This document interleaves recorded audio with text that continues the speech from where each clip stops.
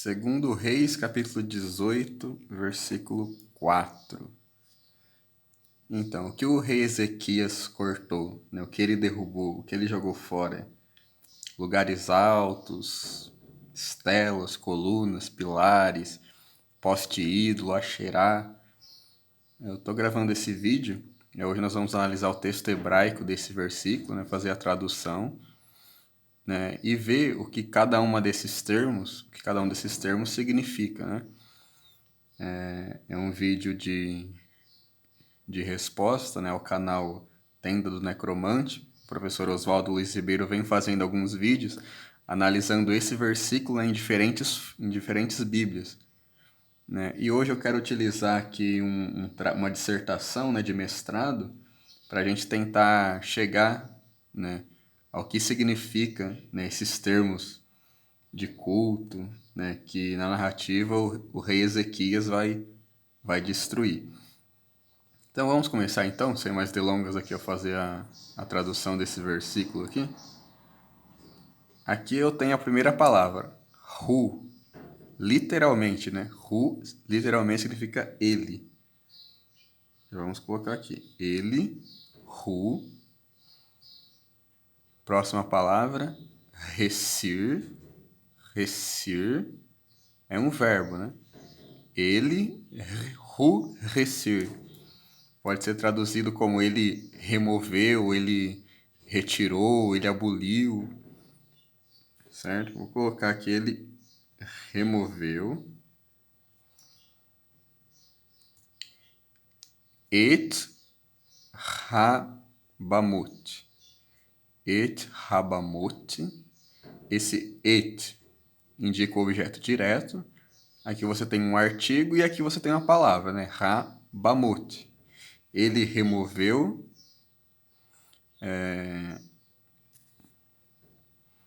os lugares altos ou os altos, né? Dependendo da tradução. Eu vou colocar a palavra como está aqui no hebraico, depois embaixo a gente coloca como ela é traduzida, né?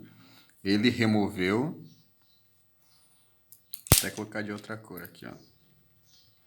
Ba.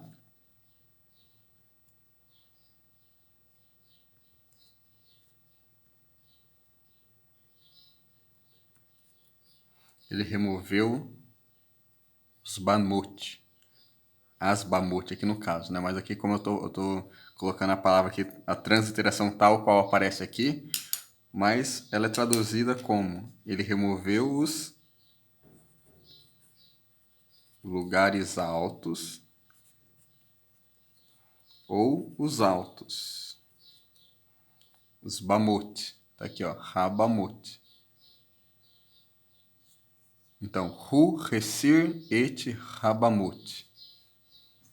Próxima palavra. Veshibar. Veshibar. Tá aqui, ó. Conjunção aqui. E quebrou. E despedaçou. Certo? E quebrou. E quebrou. Veshibar. Tá aqui.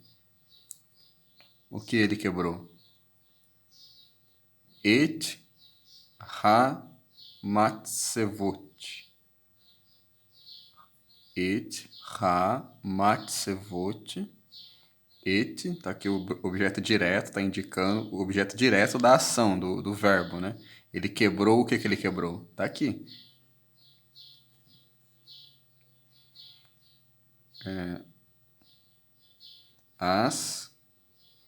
Tá aqui esse artigo aqui, ó, esse re com patá embaixo, e aqui a gente tem a palavra, matsevot. Vou colocar ela também aqui de vermelho, transliterado.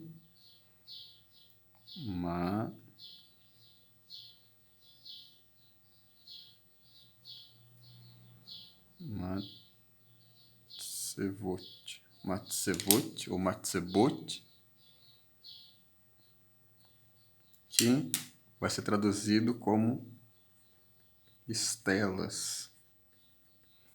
Essas palavras que nós estamos colocando de vermelho é o que nós vamos verificar daqui a pouco nesse trabalho, nessa dissertação, né, o que o autor pensa que é esses termos, né, o que significa, né?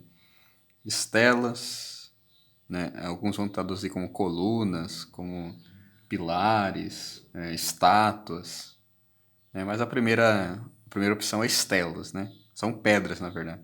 Colunas e estátua não seria bem apropriado, porque são pedras. Matsebut.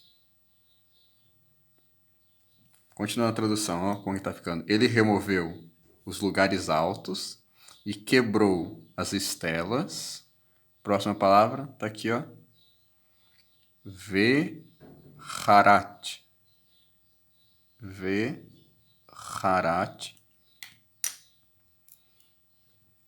E tem uma conjunção aqui e aqui o verbo. Harat. Certo? E cortou.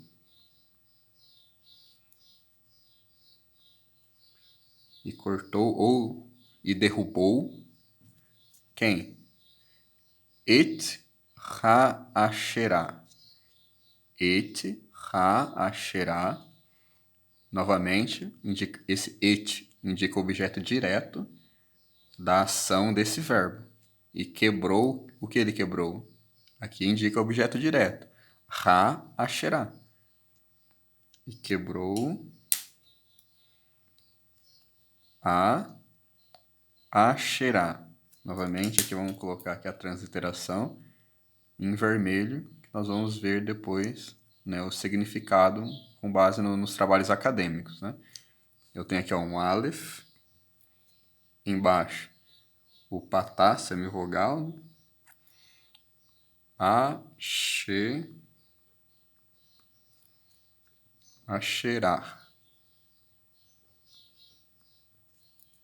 Asherá.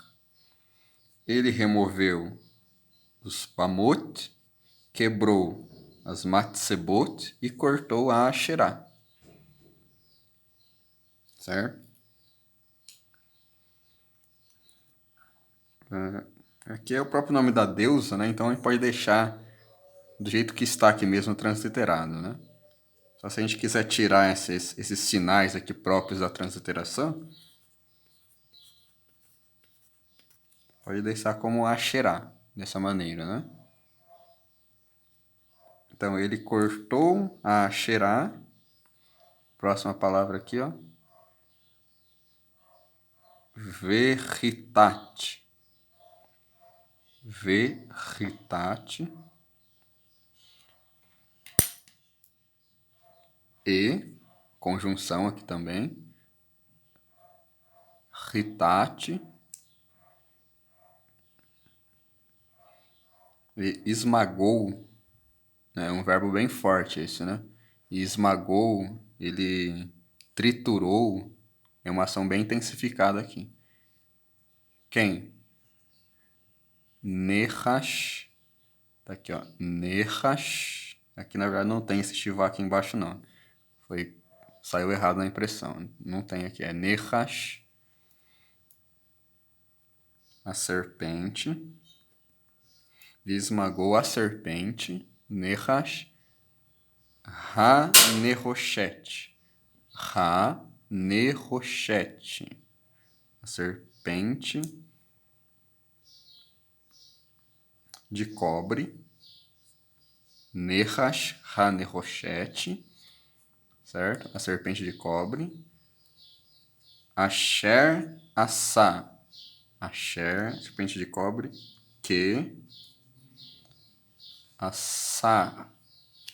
Que fez ou que fizera. Que fizera. Quem? Moshe.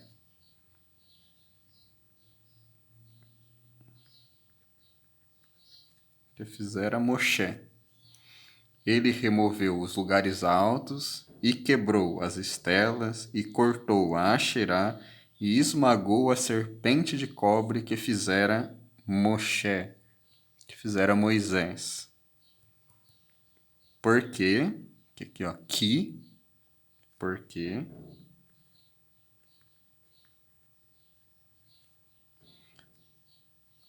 ad hayamim, porque até aqueles dias, ad hayamim, porque até aqueles dias, ha-remá hayu bene Israel, né? Porque até aqueles dias, né, os filhos de Israel, eles haviam, né, aqui essa expressão aqui, ha-remá hayu bene Israel,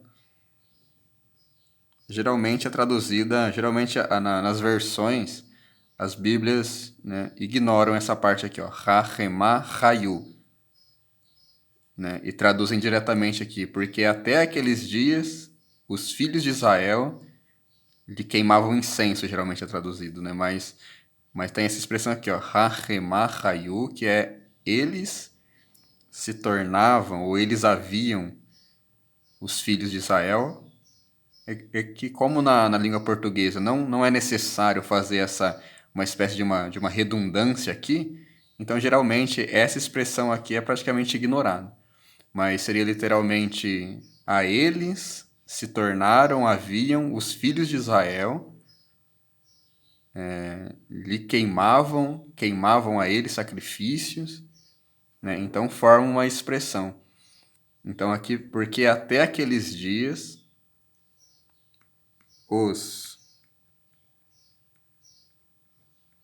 os filhos de Israel haviam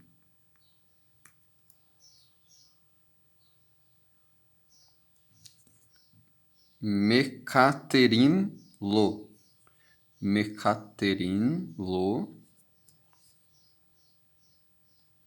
haviam lhe queimado sacrifício, porque até aqueles dias os filhos de Israel haviam lhe queimado sacrifícios. Tá vendo essa expressão aqui, ó? Mecaterim-lo, queimar sacrifício a ele, ou a ela, né? Tá falando aqui no caso na tradução para serpente, né? E aqui, vaikiralo,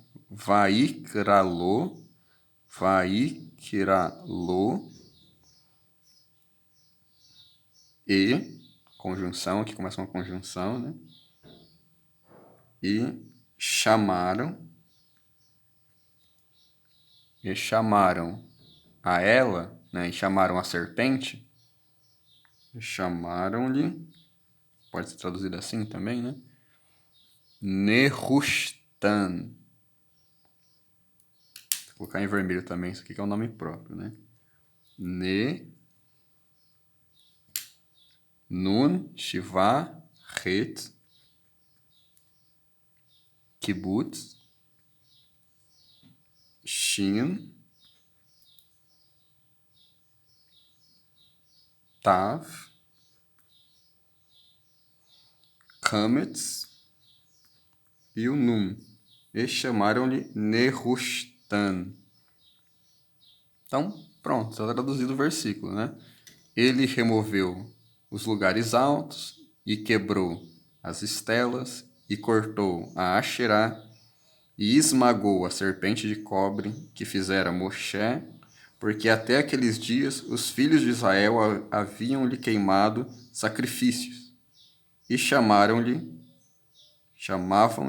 Nehushtan. Certo? Então, os três termos que nós vamos ver aqui é Bamot, as Matsebot e Asherá. Né? O que significa cada um deles, né? O que Ezequias destruiu, o que eram essas coisas, né? Então, eu quero usar aqui um trabalho de mestrado, uma dissertação desse autor aqui, ó, Silas Klein Cardoso, uma dissertação de mestrado da Universidade Metodista, né? A imagem se fez livro, a materialidade da Torá e a invenção do aniconismo pós-exílico, certo? E aqui nesse trabalho ele vai falar sobre essas questões, sobre as Bamut, ele vai falar sobre as Matsebot, e ele fala sobre a Asherá também. Não, aqui então é dito que Ezequias removeu os lugares altos. Então, para o trabalho, né, para essa dissertação, para essa pesquisa aqui, eu vou mostrar aqui alguns pontos do que o autor, no caso aqui a opinião de Silas Klein Cardoso, na opinião dele, né, o que seriam as Matsebot. Primeiramente são pedras, né?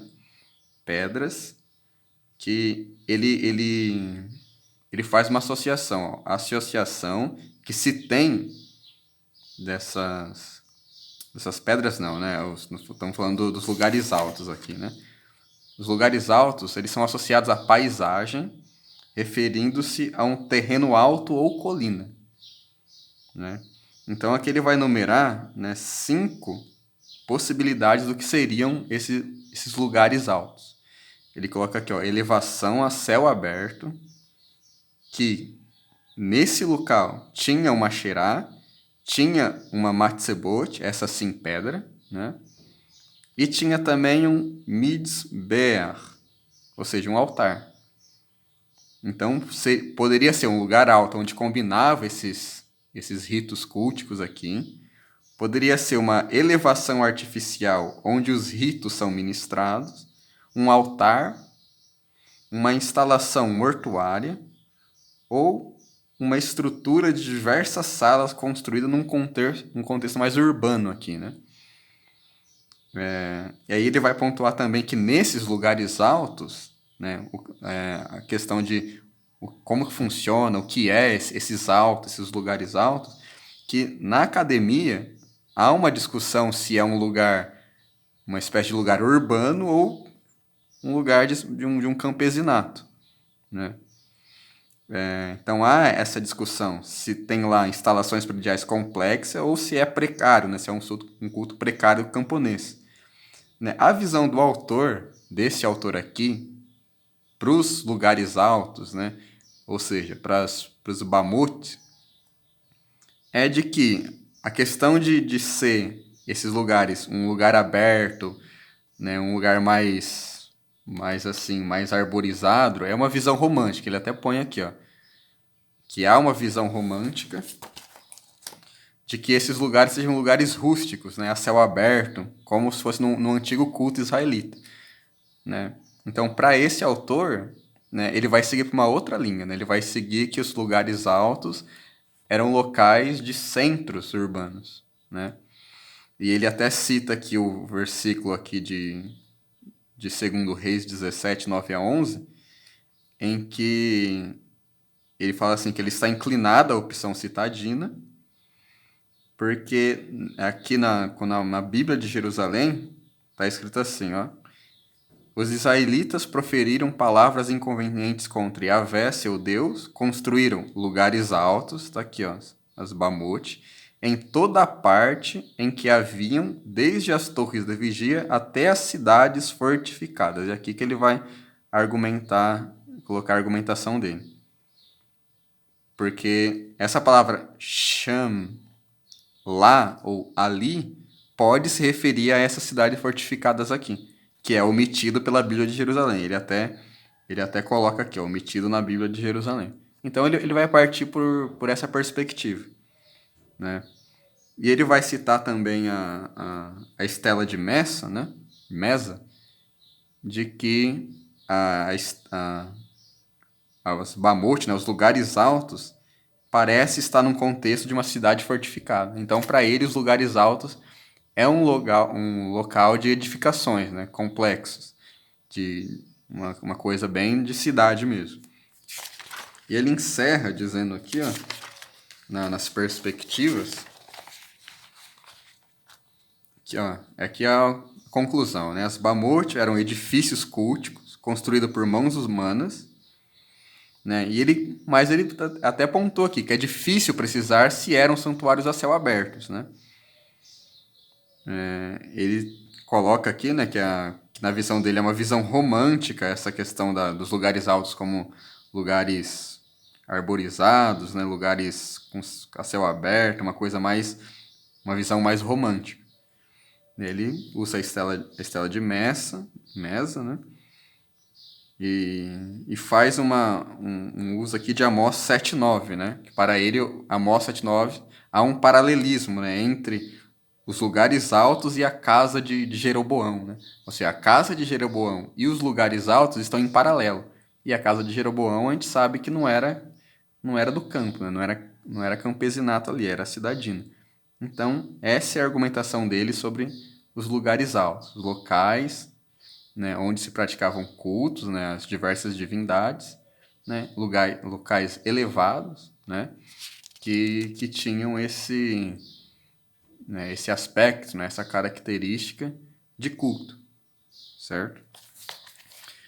Já as Matsebot, agora sim as Matsebot, que é tratado como estelas, né, pedras.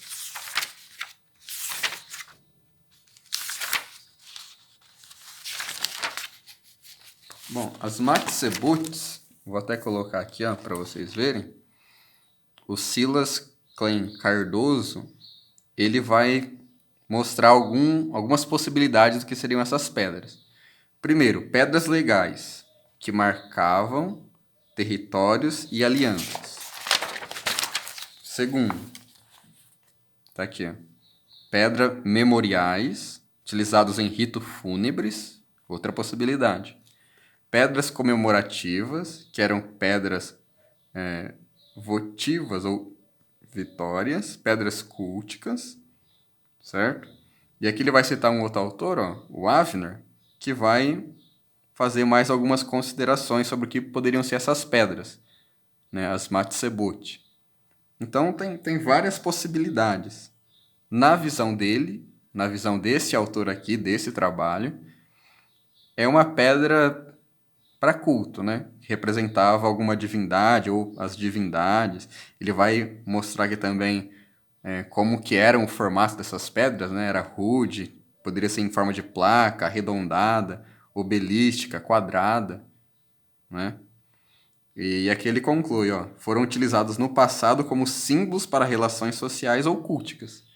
Então, para ele, as Matsebot, essas pedras, eram símbolos para uma relação de culto, na maioria das vezes, né? Ele faz outras considerações aqui também, que elas têm uma origem no deserto, na visão dele, e depois foi adotado pelos grandes centros, né, férteis aí das culturas, né? Depois, mas a origem dela é no deserto. Ele vai mencionar aqui, né, uma ocorrência dessas pedras encontrada em Tel Arad, na segunda metade do século VIII, né, que é um templo, né, que se acharam 4 estatuetas femininas, e na parte do Santo dos Santos, né, do santuário, 2 incensários e uma dessas pedras. Né, os pesquisadores, ele até fala aqui, que provavelmente havia uma outra pedra que era associada a Asherá, e a pedra que encontraram provavelmente é uma representação de Yahvé. E ele coloca uma nota aqui também, que talvez, tá escrito aqui, haja uma memória, né, de associar Yahvé à palavra hebraica, tsur, que é rocha, né, que há uma memória de uma associação entre a divindade e a pedra, né? Então pode haver essa conexão nas Matsebot. Ele vai colocar aqui também que na Bíblia há várias ocorrências, né, dessas pedras. Né? O pessoal, quando entra na Nova Terra, eles erguem pedras, né? Coloca aqui a referência de Êxodo 24:4. Jacó, ao encontrar-se com Elohim, né, ele ergue também uma pedra. A literatura deuteronomista, né, o historiador deuteronomista, ele vai dizer que é pecado, né, que é proibido essas pedras, então tá aqui. Então ele coloca várias referências aqui do que seriam essas pedras, que, na perspectiva dele, é um objeto de culto, né? Uma representação da divindade. Está escrito aqui, ó, que podemos observar, as Macebotes no Israel antigo parecem ter a sua origem no deserto, né? E depois foi assumida, né, pelos pelos centros sedentarizados, né? É interessante perceber que a ampla e multiforme utilização das pedras culticas fez com que o próprio termo Matsebot, né, aqui Macebá, tenha sido considerado heterodoxo e sua memória tenha sido reescrita sobre outros termos, né? Aí ele menciona, né, que apesar das Matsebot ter sido relidas, né, ter sido alvo de releituras, as memórias de como elas eram utilizadas permanecem ainda nos textos, né? Então seria basicamente isso, né? Então voltamos aqui ao nosso texto. Os lugares altos, então, para esse autor, lembrando sempre, né, para o Silas Klein Cardoso, nesse trabalho, nessa dissertação de mestrado, para ele aqui, lugares altos, e removeu Ezequias os lugares altos, eram lugares, né, edificados, né, típico de cidadelas, para adoração de Deus. E as estelas eram pedras culticas, né, representação de divindades, e a Asherá é a deusa, né? E aqui ele até coloca aqui também, né, alguma referência a Asherá. Aqui tem um subcapítulo aqui, né, para falar sobre Asherá e vai discutindo. Coloca aqui a foto do achado de Kuntlet Ajihud, né, com provavelmente Asherá aqui embaixo, né, com aquela famosa inscrição do Yahvé, do Javé de Samaria, o Javé de Temã, e sua Asherá, né. Menciona aqui um texto do Croato, né, uma possibilidade de um versículo aqui de Deuteronômio mencionar, né, Asherá, que na hipótese de Croato foi corrompido, né, que esse último versículo aqui, né, como se Yahvé tivesse vindo e com a Asherá do seu lado, né, uma hipótese de Croata aqui que ele menciona nessa parte. Aqui ele mostra aqui umas, né, estatuetas, né, que era de Asherá. E aqui está dizendo, Asherá foi uma deusa de notável importância no Israel antigo. Claro, né? Asherá é uma das divindades, uma das deusas, né? Que é mencionada frequentemente no Antigo Testamento. Certo? Então, só queria pontuar aqui, então, lembrando que esse trabalho aqui é de Silas Klein Cardoso, certo? Dissertação de mestrado, tá bom? Então é isso que eu queria pontuar aqui para vocês, né, nesse versículo. Achei interessante fazer isso aqui, uma tradução, né? Vi no canal da Tenda do Necromante mencionando as traduções que se fazem, principalmente aqui de Asherá, né, que costuma ser traduzido como poste ídolo, bosque, poste sagrado, etc, etc. E geralmente não se coloca o nome da deusa, que é um erro, né? Aqui é o nome dela que deveria ser traduzido como Asherá, do jeito que está aqui. E aqui os lugares altos e as estelas, né? A maioria, eu acho que das versões acertam essa tradução aqui. E aqui no final a Nehushtan, a serpente de cobre, né?